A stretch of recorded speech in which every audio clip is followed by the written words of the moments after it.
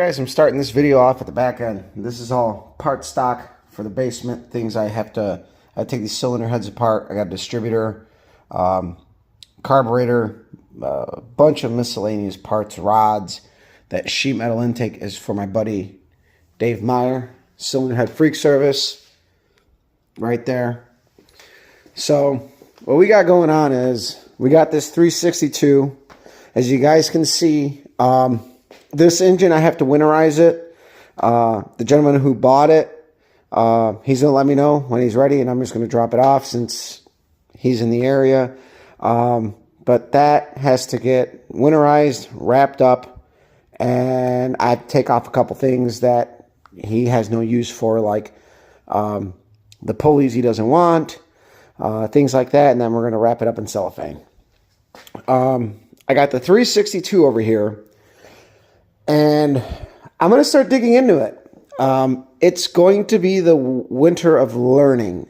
And by winter, I mean fall. So I didn't intend to do really any projects in this downtime, what I would call it. I may have half of a fucking mind to take this car out for one test and tune for a bonsai pass down the track. Our predictor is saying that it should run a 35 if we get like a 40-degree day and we get like 0 DA in density altitude. It should be able to do it. Those are really good conditions. Now, I know we're working every end of the spectrum that we can to get that 30 out of it, but it's not unattainable, so we are using the weather to our advantage. So my voice is coarse. We went to a concert last night. We were yelling, we were drinking, we were partying, and we're still recovering. So, well, by recovering, I mean like it's like 8 o'clock the next day. But today, what I actually did was I went over to my machinist place, and we've been working on the 427, and I'm only going to share pictures and little clips that I've taken because I respect his privacy. It's his shop. You know, maybe once I'm operating on my own, I'll ask him if I can do videos. But right now, while I am learning, I am focused on learning and paying attention to what I am doing. So far, what we have on the 427 is we have decked surfaces and a board block. We have to do a final hone.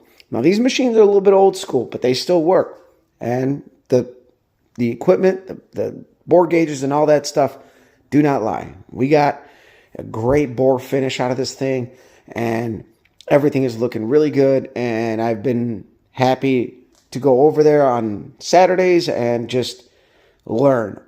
I used to work in a machine shop. It wasn't an engine machine shop, but running machines is just a matter of learning the setup and holding tolerances on it. And so far, I've been doing an okay job. He's been kind of showing me and just giving me enough lead to, like, you know, he let me bore the last 2 cylinders. I think I did good. You know, he let me do the setup on the milling machine to deck the block. And then once we're done with that, we got to move on to the crank. We're going to polish it and then balance it. I got forged pistons for the 427, and we decided to do a hydraulic roller cam. So this is actually going to turn into a really, really nice 427 build. And the end goal is to put it in the Pontiac and tow with this car. And I'm probably going to get rid of these wheels. And by get rid of, I'm not going to get rid of them. I waited a year for them during COVID.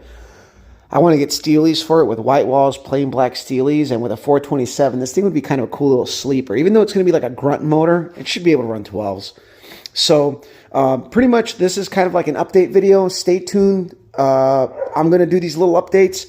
I'm going to tear this motor down. And what I'm going to focus on is looking for stuff. So look for that video out tomorrow. I'm going to literally, unless you guys want me to go live, I can literally set up my tripod and go live, do this teardown, but I may not be able to do it tomorrow. We'll see what happens. Again, I kind of know the history of this engine. And if you guys would like to see a live teardown, I can do that. Or I can just record the teardown and give it to you guys tomorrow. So stick around, share, like, subscribe, follow me on Instagram as Copper Cutlass. I want to thank you guys. I am seeing a lot of resurgence in old videos. I want you guys to share. pick a cool video, because like we're doing it out here like the rest of you guys in your garage. I do have access to some really good resources, but the benefit is you guys get to see more in-depth stuff. I mean, there's better people out there, but you get to see in-depth stuff from just another average hobbyist. I am not a professional. I don't consider myself a professional nor a perfectionist. I am just building shit that works. My friends help me out. I learn a lot. And without my friends, without these resources, I would not be able to be racing this car as much as we did this year or the last few years. They are a big part of what I do. And another thing I want to say is, guys, we are registered for Sick Week. I am not racing my car, but I am co-piloting and being the mechanic on my buddy's 79 Mustang, which we built his engine and his transmission in my basement. My machinist did the machining on that engine, and I did all of the assembly work on it, and we built the transmission and blah, blah, blah, blah, blah. So, guys, stay tuned, because we do have to do some prep on the car for Sick Week. That's probably going to come in the winter.